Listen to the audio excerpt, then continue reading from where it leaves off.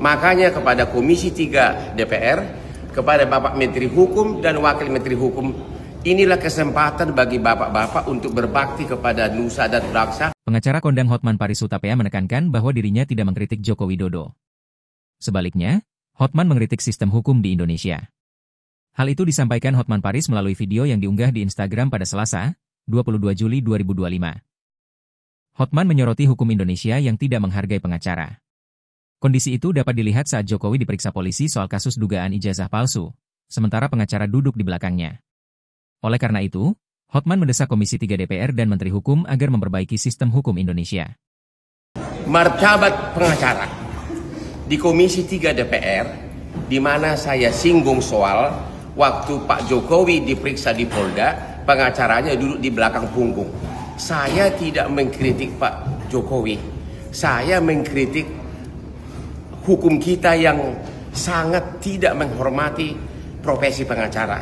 Bayangkan pengacara duduk di belakang dari orang yang dibela, ya. Jadi sekali lagi yang saya kritik adalah sistem hukum kita. Makanya kepada Komisi 3 DPR, kepada Bapak Menteri Hukum dan Wakil Menteri Hukum, inilah kesempatan bagi bapak-bapak untuk berbakti kepada nusa dan bangsa, khususnya kepada rakyat miskin yang tidak mampu berbayar pengacara. Karena KUHP ini begitu disahkan bisa berlaku 10 sampai 50 tahun ke depan.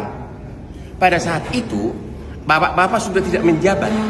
Mungkin nanti anak cucu bapak yang datang ke Hotman atau ke pengacara minta bantu.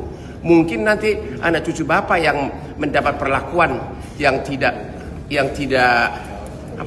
manusiawi sehingga perlu pengacara.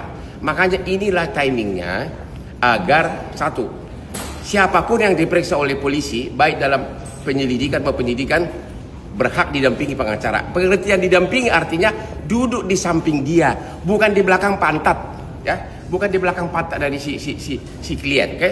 Duduk di samping dia dan bebas berdiskusi. Yang kedua, mengenai pra peradilan.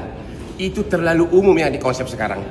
Harusnya ada pasal yang jelas-jelas menyatakan bahwa pra peradilan bisa diajukan oleh terdakwa atau saksi apabila hak-haknya berdasarkan peraturan perundang-undangan dilanggar atau ada pelanggaran KUHP. Ingat, 194 juta penduduk Indonesia adalah tergolong miskin menurut Bank Dunia. Artinya hampir 200 juta penduduk Indonesia dari 290 juta tidak akan sanggup membayar honor pengacara. Jadi benar-benar dibutuhkan benar-benar murah hati daripada Komisi 3 maupun Menteri Hukum untuk sekaranglah golkan KUHP yang melindungi rakyat miskin. Hotman Paris. Download Tribun X sekarang, menghadirkan lokal menjadi Indonesia.